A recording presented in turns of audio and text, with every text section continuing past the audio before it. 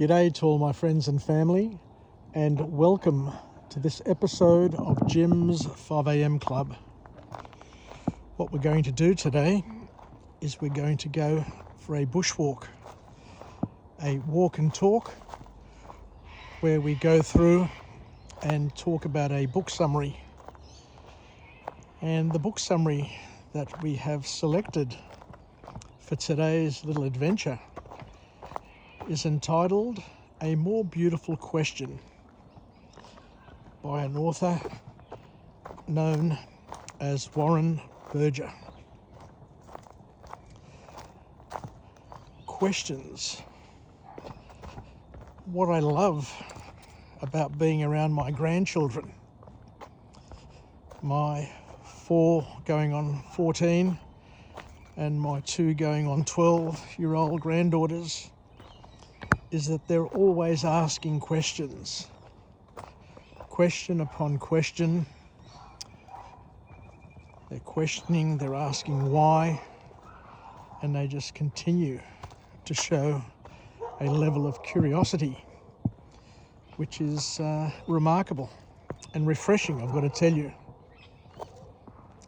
Because as we get older, we sometimes forget about the importance of asking questions and the importance of asking good quality questions, because the quality of the question will also determine the quality of the answer, and it gives us a little bit of insight into where they're coming from and the culture of the question to help us position it in a way to answer it, to help the growth and development of the person seeking answers. So the author here kicks off and talks about the importance of businesses asking the right questions of the market, of their customers, in order to lead them to the right place in terms of development. And I'll just let this lady get through, or this man get through with his dog, and we'll continue our vlog. All good, mate? So the author here talks about how businesses can influence their outcomes by asking the right questions, and the best businesses are often run on questions, with the best leaders being the best questioners. I've worked for a number of top tier organisations in my career, and I've had the pleasure, honour and privilege of learning from a lot of great leaders. And one of those leaders that really stood out in those early years of my career is a fellow by the name of Craig Cameron, who was an executive at Telstra and then went on to become the CEO of a joint venture between Telstra, IBM and Lend-Lease named Advantra, just before the Y2K, just before the year 2000. And the objective of this organisation was to bring together 2 disparate teams, 2 very different teams, one from Telstra and one from IBM, from 2 very, very different cultural backgrounds. The IBM side was the data networking division, the data networking team, and from Telstra it was the voice telecommunication networking team, with the objective of these teams being able to work together and gel together in order to provide outsourcing services for voice and data networks.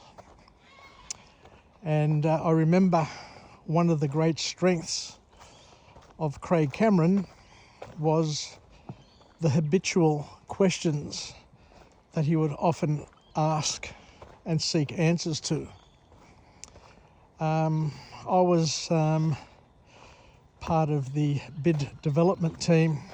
I would do the costing and the modelling for the proposals. And before the proposal was submitted to the client, we would have a meeting with the board members and just go through the risks and opportunities of the proposal, the solution. And Craig would always be asking some very, very good, powerful questions in order to assess the risks, in order to assess how we're going to use the solution, how we're going to productize the solution, and how we were going to make some money out of it and use it as a learning for future growth and development within the organisation. So being an expert questioner is one of those key skills that we all require in order to be great leaders. So the author here goes on to say that questions are the spades that help us unearth the hidden truth, the buried truth.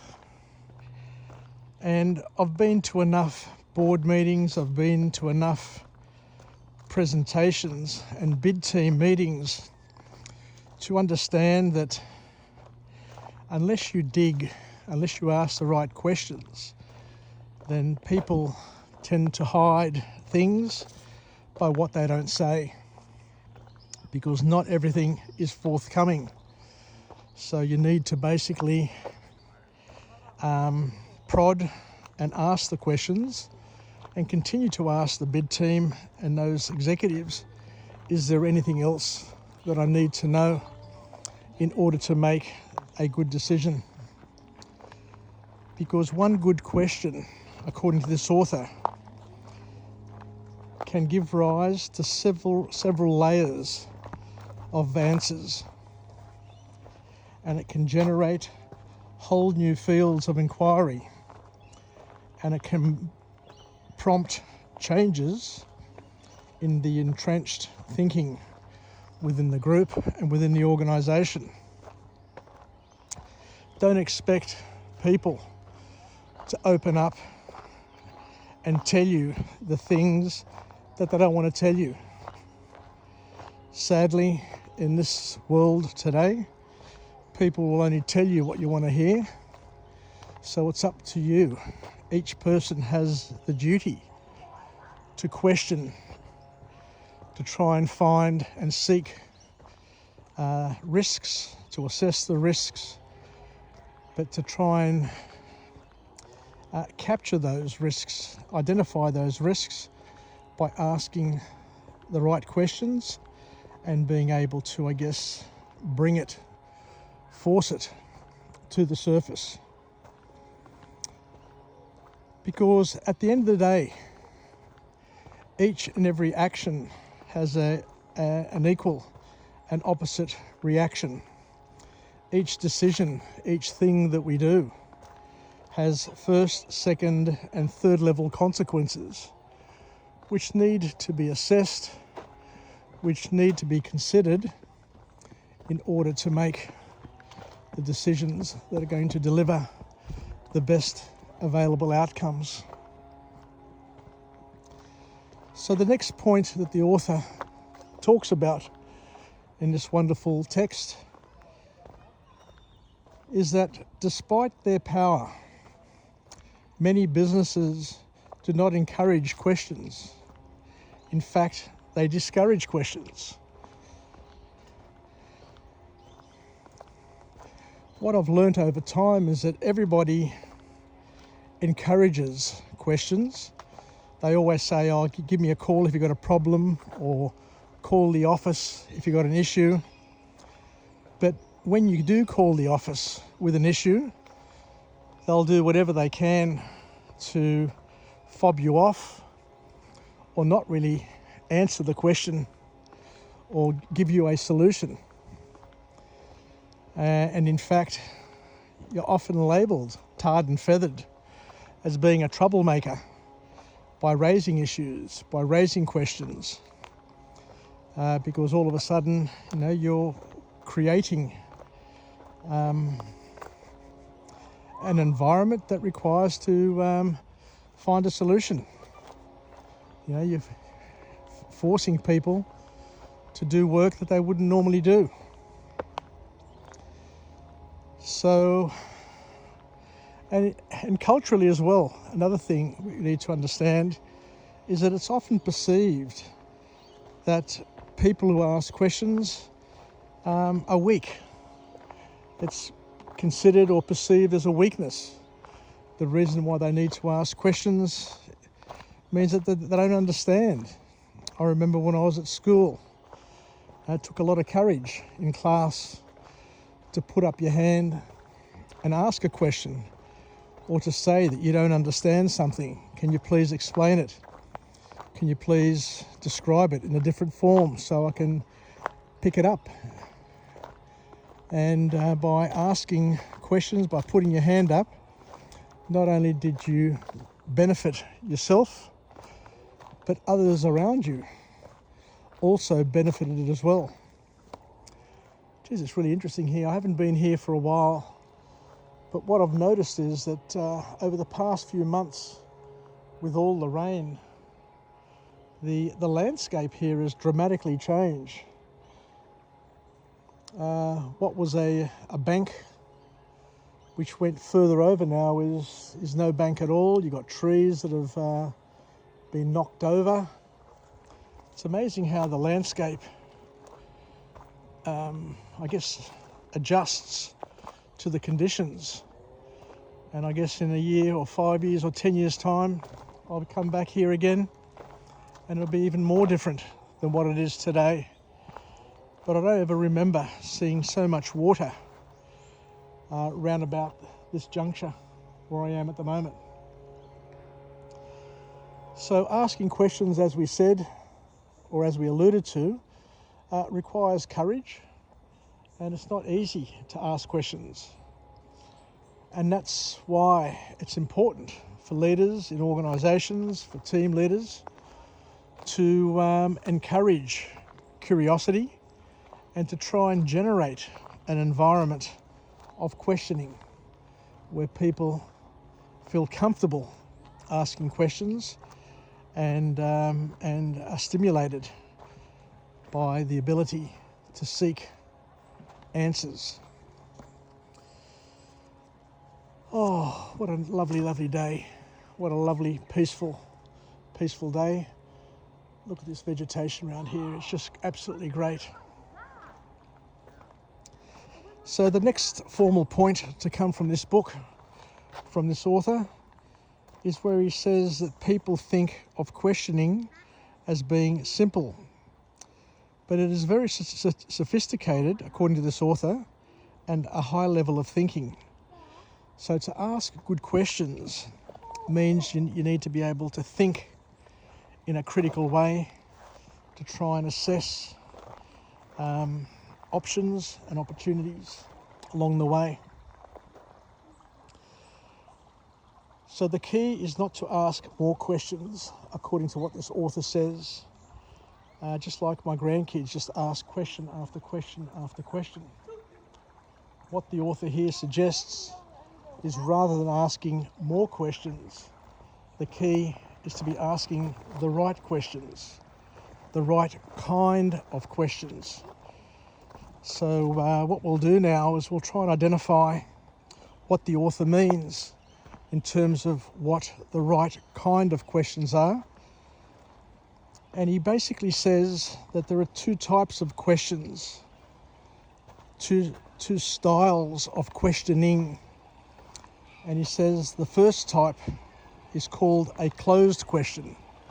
And a closed question is a question which has either a yes or a no answer. It is binary. It's right or wrong, black or white, here or there, he or she.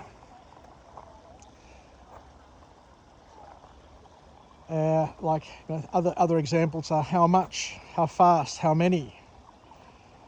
But what the author here is encouraging us to do, and the call to action from this author, is to try and ask more sophisticated questions in the form of open questions. Questions that ask us why, what if, and how. And we need to be able to thrive in an environment that demands a clear sense of purpose, a vision for the future, and an appetite for change. So where does this all lead us? What it's saying here is that we need to be able to adapt to our environment, just like this river has. This place here now, as I said, is very, very different to what it was 6 months ago, before all the storms that we've had. It is wider, it's deeper, it's greener, it's devoid of all the timber that was clogging this little river, this little stream before. And it just looks beautiful. Look down there, it just has really, really transformed, and you can sense the amazement in my voice. As I say, I haven't been here for a few months, but it is absolutely beautiful. The next thing that the author tells us, and this is a really powerful point as well, is that questions are catalysts. You ask the right question, and what you do is you create change. You create a momentum, a movement that helps lead us to a solution, or to the next question, or to a different place. And the author here reminds us as well of something that we need to be reminded of, and it's hard to understand. He says, and this is an interesting one, and it's quite profound. He says that people tend to overestimate their own knowledge. People tend to think that they know a lot more than what they really do. I don't know if it's folly or if it's a way of just protecting themselves, but the author here does say that one of our weaknesses is that we think we know a lot more than what we actually do. We put too much faith into our gut instincts, into our intuition, and we become know-it-alls. Sometimes what people do is they go with their first instinct. They go with how they feel about something, rather than doing the hard and critical thinking, where they are able to assess the first, second and third level consequences and make a balanced judgment. And the author here also says that we as people are less likely to question our values or our feelings. It's interesting, very interesting indeed, to think about it.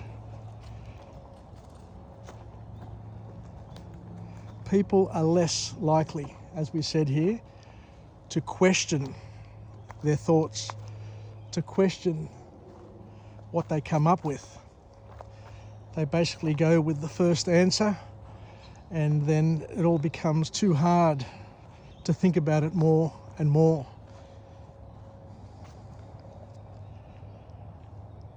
So the author then goes on to say that something else which is really interesting is that we need to be able to incorporate other people into our decision-making process, and to know that people feel very, very valued if you ask them for their opinion. Just look at your own circle of friends. When was the last time anyone asked you for your opinion on anything? Be it in the workplace, be it in the family environment, regardless of whether or not you're the oldest in the family or that you've got the most experience.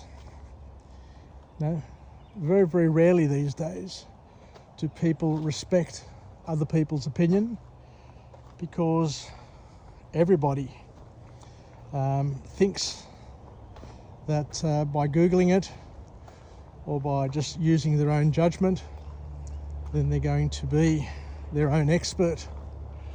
But it's only with time, it's only with experience that you realise that sometimes you save a lot of time, a lot of money, a lot of pain by just backing off, by waiting, by being a little bit more patient, by seeking wise counsel rather than just flipping a coin and doing what you feel is right. Because as we said, every decision, everything we do has a first, second or third level consequence, which you could be paying for the rest of your life.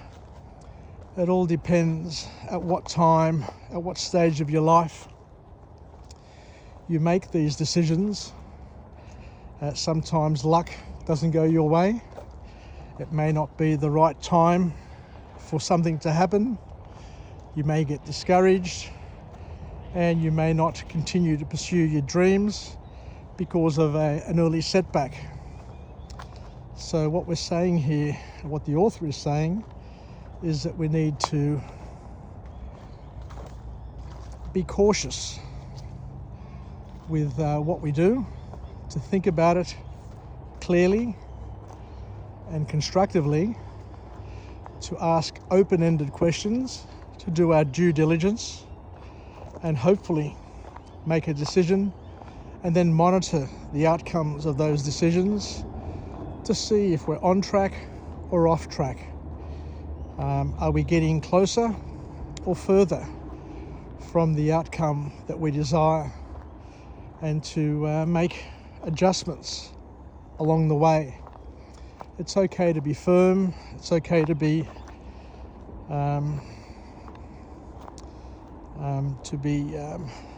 pig-headed about our goal, but what we need to be is flexible in our outcomes, flexible in our approach, because there are going to be roadblocks, there are going to be potholes, there are going to be people who get in our way, who upset our plans. But when we know where we're heading, then and only then we can also visualize the changes that we need to make in order to get there in the most effective way. Anyway, thank you very much for joining me on this episode of Jim's 5am Club. I've got the M2 just towering above the track, and I'll just head a little bit further down this pathway. Sunset will be in about an hour, hour and a half. I just need to make sure that I'm not too far from where the car's parked, so I don't get trapped in the dark.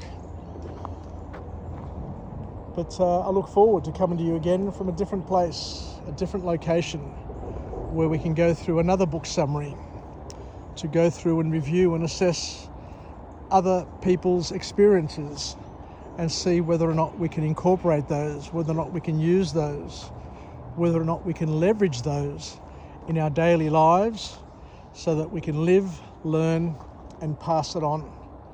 Pass it on to our families, pass it on to our work peers, pass it on to future generations.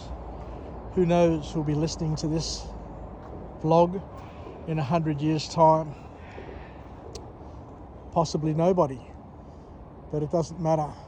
The objective is to keep on learning, to keep on growing, and to keep on developing, and to stay flexible, as we said, in our approach, so that we don't get caught up in the many changes that come our way.